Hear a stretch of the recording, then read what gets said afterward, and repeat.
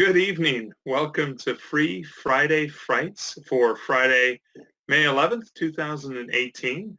This is Mark Leslie, and the topic of the Free Friday Frights for today is the UFO activity in Sudbury, Ontario, my hometown, or my hometown's really 45 minutes north of Sudbury, but considering that Levack is now part of the greater city of Sudbury, I guess you could call Sudbury my hometown.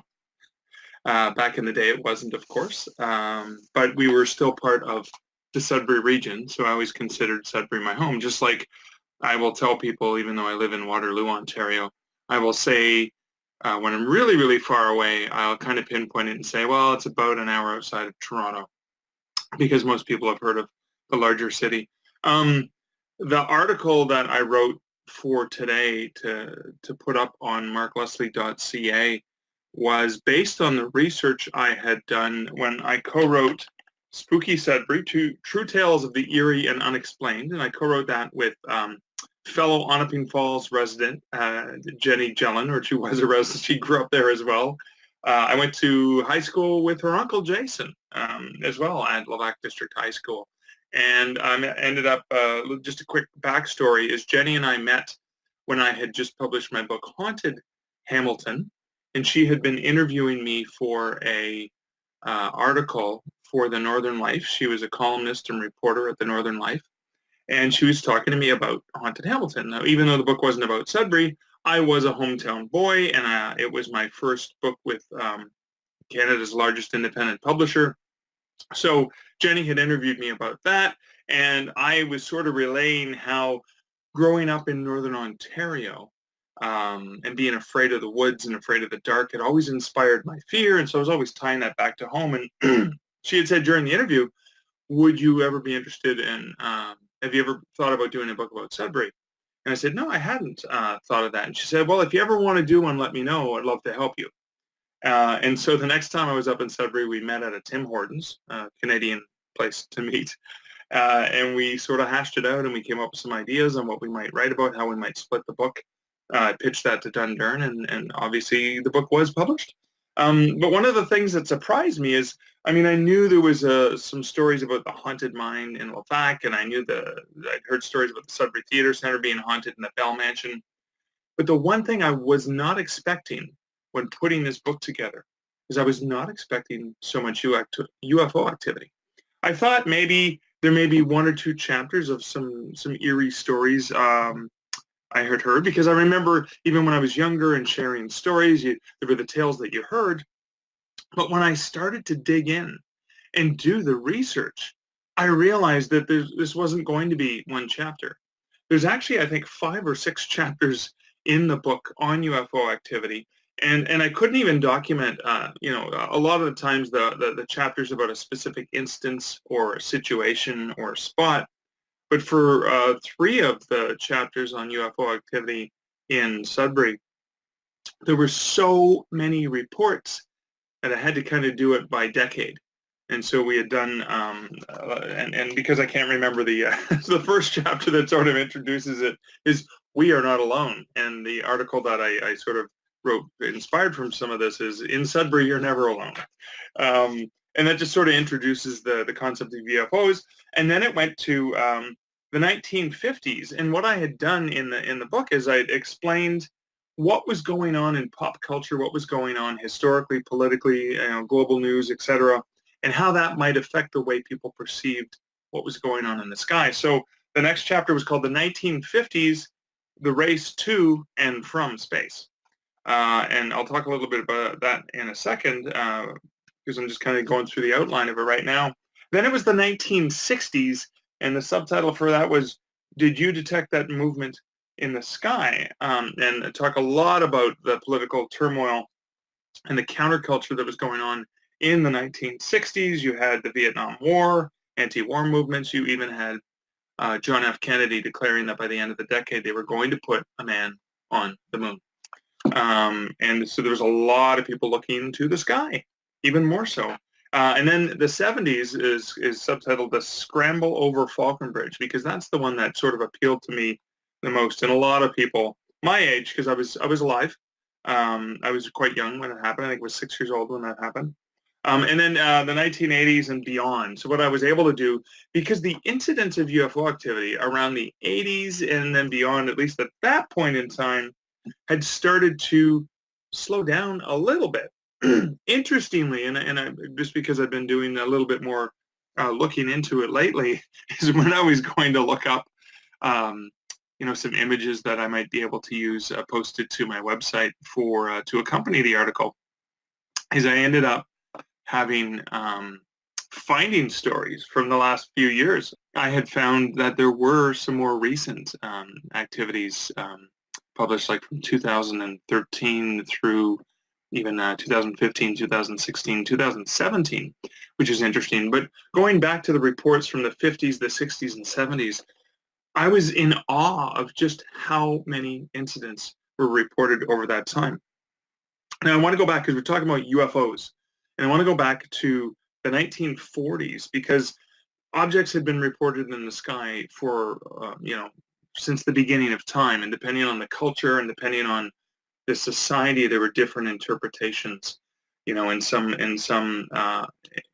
ancient societies, there was a belief that the things that they saw in the sky were the gods coming down to visit the common people. And other things like that they could have been angels and demons as well. But it wasn't until the 1940s that the term flying saucer was used, and it was used to describe this huge volume of incidents that had been reported, and they tended to be disc-shaped objects in the sky, or unidentified airships. So flying saucer was used in the mid-1940s, and that's when that became a popular phrase. And it wasn't until the late 1940s, and it was part of a U.S. Air Force investigation on this whole phenomenon. And it was called Project Blue Book. And for that, and in that report, a new term was created, and that was unidentified flying object. And they did it for a couple reasons. They didn't want to associate a saucer shape with it, because the reports weren't always of a saucer shape. There were different shapes. So unidentified flying object has no definition of shape, so that was a little bit more generic. And then the other incident is flying saucer almost sounded like something from a B movie or from Pulp Fiction, and it was the Martians are here and the aliens from Venus and all those fun things that would happen in science fiction tales. And flying saucer, there was a connotation of it had to be an alien. That's all that it was. Whereas unidentified flying object was a lot more generic. It was an unidentified flying object. If it was identified as a blimp or a plane or whatever it was, that's fine. But for now, it's unidentified. So it was a lot more generic. It didn't have as much of that connotation to it. Of course, over time, UFO, unidentified flying object, has been associated with alien spacecraft coming to visit the Earth, and so it sort of was readapted into the pop culture of aliens are coming to visit us, etc. And I find it fascinating because people have different interpretations of whether or not they believe that aliens would ever visit Earth and what the chances are of that, and they try to calculate that scientifically. There's always the hypothesis of, well, if life happened on Earth, and looking at the evolution and how life grew on Earth, are there other planets that could potentially hold life? Did Mars once have water, and was Mars actually capable of sustaining life at one point in time? Was there a civilization older than Earth that disappeared millennia before and maybe are traveling around and coming back? We don't know these things. We don't even know, particularly from what little we know about space travel, is how long it may take to get to another galaxy where there is a planet that could have life forms like our life forms. Because again, we're assuming that they're going to breathe, oxygen the way we do, and that they're going to require water. As water is an important element of our makeup and our body. Again, I'm not a scientist, but I always love listening to the speculation about, is a UFO life from another planet, evidence that that aliens are visiting the planet Earth. The other thing that I thought was fascinating, particularly when you look at the incidence of UFO activity in the Sudbury area is looking at how what was going on in popular culture may have affected the way people perceive things they saw in the sky. So, for example, when the movie Close Encounters came out, there seemed to be a lot more incidents of shapes and weird occurrences very similar to stuff that happened in the movies. And I found this even when I'd written the book Haunted Hamilton, which was the only previous book I had done prior to doing Spooky Sudbury, and there's a haunted house in Hamilton, and the stories about the house seemed to come out around the time that the movie, Stephen King's The Shining with Jack Nicholson, was out, and it was about a guy who murdered his family with an axe, very much like what you saw in the movie. And so I paid a lot of attention to the newspaper reports for this and how they may have coexisted with stuff that was going on in popular culture and in movies. And speaking of the newspapers, this is an interesting thing because Michel Duchamp, who is a Sudbury area resident, he runs NOFOR, which is Northern Ontario UFO Research Study. It's an amazing and extensive website, and I went to Michel's website multiple times, constantly, because he has documented and archived newspaper articles. I spent quite a bit of time in the Sudbury Library going through the microfiche and printing off copies of articles, but there were articles that I didn't have access to that Michel had access to. So I was able to use a lot of the stuff that he posts as an expert in that area and constantly sharing things that he has found and discovered. And I found that an absolutely amazing resource. But one of the things that was so fascinating, pardon me, was the number of newspaper articles about UFO reports and alien reports. There was even a report from a gentleman, and I have to check the notes because I don't always have these at the top of my head. There was 1954. There was an employee of Garson Mine. His last name was La Sorza, and he shared the story of seeing 3 giant aliens that he said were likely from Mars. They descended from a 25-foot diameter spaceship, and he claimed that one of the 3 creatures held him to the spot using telepathic mind control through its single giant eye, and wanted to get him to share a message from them. And he had said, "I'd rather be dead than carry out the message I was giving." It was horrible. And there's this artist's rendition sketch of this giant alien with a big eye, and the guy being, held by the beam from the alien. And I just thought it was interesting because when you think about newspapers, you think maybe, well, that would be something you'd see in the National Enquirer, but it's not something you're going to see in the daily, the Sudbury Daily Star or the Sudbury Star. And I find it was fascinating how many reports of UFO activity had been in the papers over that time, which kind of leads to I'm going to wet my whistle right now with a beer from an Ontario brewery in Barrie called Flying Monkeys. And I thought Flying Monkeys may be appropriate because sometimes when you see an object in the sky, it could be unidentified, it could be a flying saucer, or it might just be a delicious flying monkey. There, that'll keep the throat lubricated. The incidents in Sudbury. Why Sudbury? And one of the speculations, and it actually comes from, and I have to look this up, but there was a Buffalo area radio preacher who had come to investigate Sudbury, and he explained that Sudbury would likely be the center for plenty more visits from extraterrestrial beings because of the nickel mines. And I'm quoting him here. "They are interested in atomic energy and all kinds of mines," he had said.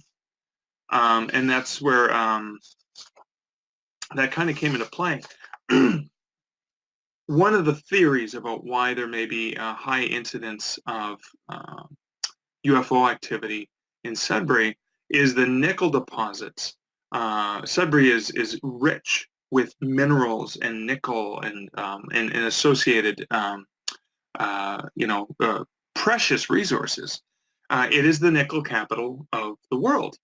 And so we have the technology to, to discover where these deposits are and obviously mine them and use them to our benefit. Of course, that's why, Sudbury was it's why the city was founded and prospered. Initially, that was the main resource for the area. But is it possible that aliens can detect the minerals and they're attracted to it? There's something that draws them there. The way that you would scan infrared and you could see certain things. One in Sudbury, for example, with even the incidence of rock. That's why you've got and of course I'm drawing a blank on it. But there's the research facility down in the ground, and one of the reasons that it's there in Sudbury is because that massive rock shields the cosmic rays that are hitting, constantly bombarding the Earth, because it creates such a beautiful filter, so they can actually do the scientific study without, the distortion and the noise coming from these cosmic rays. And so again, some very special incidents of mineral deposits and rock formations in the Sudbury area that could potentially attract another civilization to be interested in that area. Potentially there's something in that those minerals that could draw them there. Now, that is for a believer, somebody who believes that there are aliens coming to visit the planet Earth. Those same nickel deposits could potentially lead towards an explanation for a skeptic who does not believe that aliens are visiting planet Earth. Maybe sometimes the way that if you put a magnet near an old television tube or a computer, it would actually have an effect. It actually creates a distortion that creates a warbling effect or creates some sort of optical illusion that potentially is there something in the same way that, and this is where the term lunatic comes from the moon. And the lunar, the way that the moon has an effect on the planet and the tides and tide formations, potentially because our bodies are made up of so much water, there was, belief in psychology that there was a higher incidence of people doing strange things during lunar phases. That's where the term lunatic came from. So could there be minerals in the ground that could potentially be having an effect on our perception? And the reason that more people were seeing things in the sky in Sudbury was potentially related to the, maybe the cosmic rays that are bouncing back off the rock instead of being absorbed into the Earth. Maybe they're bouncing in and having an effect on our brains, and that's why there's more incidents of UFOs. So whether you're a skeptic who doesn't believe in aliens coming to visit the planet, or whether you believe that there's aliens coming to visit and it targeted Sudbury because there's rich minerals in the ground there. The same thing about Sudbury, the same unique thing about the formation of, of the crater, that created the Sudbury Basin, sort of leads to support either skeptics or it leads to support the believers. But there's no disputing the fact through these hundreds of newspaper articles that there was a high incidence of reports in Sudbury of UFO activity. And now one of the ones that I wanted I'm going to have to read a little bit about it is, and this was the scramble over Faulconbridge, and this was basically back in 1975. And I'm just going to read a little bit from it there because it's probably better to go with the research than rely on my memory. On the morning of Tuesday, November 11th, 1975, at approximately 4:50 a.m., Regional Police Constables Alex Keeble and Bob Whiteside spotted 3 objects in the sky. In order to get a better look, they drove their vehicle over to Logan Avenue, where they determined that there were actually 4 objects of varying brightness and demonstrating different movements. While one of the objects remained stationary, others, like the ones they spotted in the southwestern sky, appeared to jerk and slide. The objects remained visible until they went off duty a little more than 2 hours later. Officer John March, a patrolman on Highway 17 East near Coniston, reported seeing a similar pulsating, jerking light in the southwestern sky. At around the same time, 2 other officers reported an object lighting up the clouds in the western part of the city.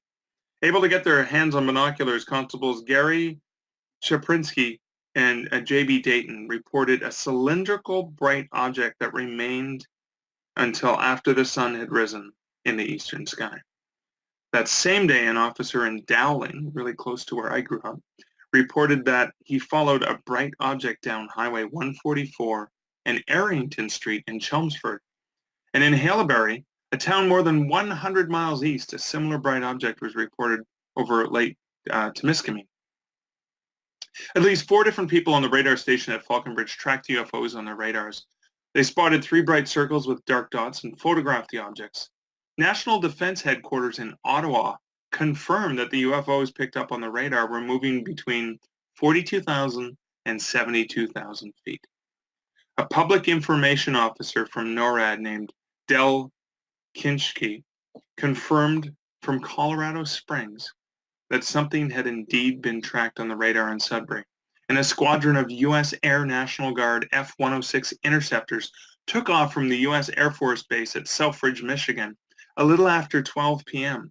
to scan and inspect the skies over Sudbury. The jet fighter pilots did not find anything when they arrived, but by then it had already been several hours since the objects had last been sighted.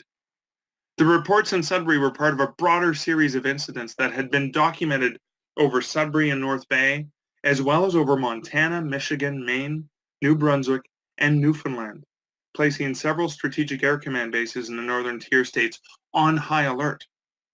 The repeated and constant intrusions of radar-confirmed unidentified flying aircraft flying at low altitude over atomic weapons storage areas made authorities a little bit too uncomfortable.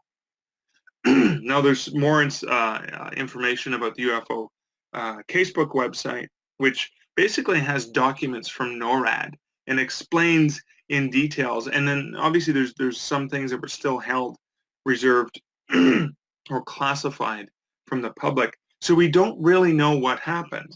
I've spoken to some people who remember that tension in the air when there were objects, and then these fighter pilots are, in the air over Sudbury. U.S. Air Force fighter pilots. It's not a thing that happens every day, because they didn't know what it was. What were they afraid that it was the Russians coming in and attempting to do something? More likely, they were worried about it being, I was going to say a domestic to Earth threat rather than UFOs. But again, there were enough sightings from different areas and different stations and different police forces and different radar systems to kind of confirm that it wasn't just some system going wonky. There was something weird, and it was seen by enough people in enough different cities that something strange was going on. We don't know what it was. We don't know if it was terrestrial or extraterrestrial. We just know that in 1975, the U.S. Air Force sent fighter pilots up to Sudbury because of something that was going on in the sky, something that we really don't have all the details on, but we know something happened. That in and of itself, whether you believe in aliens visiting Earth or you don't, that in and of itself is interesting to speculate on. What really happened in 1975 in the skies over Sudbury?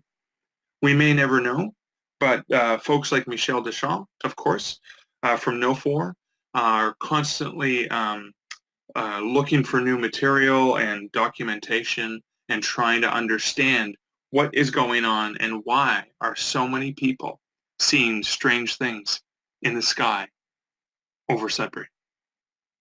Well, this has been a Free Friday Frights evening.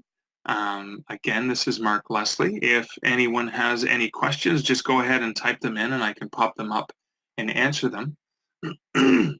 Otherwise, I may take another sip of my unidentified flying monkey. No, it's definitely identified. It's a wonderful milkshake IPA from Flying Monkeys and Berry. Definitely identified. I know what it is, and I know it tastes delicious. And it is helping keep my throat lubricated. I am quite curious, because I had been poking around to, when I get some more time, actually take a look and see what some of the newer stories are about UFOs in Sudbury. And what I will do is I will share them on the Spooky Sudbury Facebook page, particularly because, folks in the Sudbury area who are interested in topics from that book may find that interesting. So you can check that out there on the Spooky Sudbury Facebook page. Thanks for joining me this evening. I hope that you've had an interesting Friday. I hope I've provided you some speculative stories and some thought-provoking things to think about the next time you look up into the skies, either over Sudbury or wherever you're watching this from, and wonder, are there visitors from other planets coming to visit us here on Earth? Or is there something else that's causing us to interpret things that we're seeing in the sky to be alien visitors? We don't know, but it's always fun and interesting to speculate. Again, this is Mark Leslie with Free Friday Frights, talking about UFOs in the skies over Sudbury. In Sudbury, we're never really alone. Thanks so much for joining me, and have a fantastic weekend.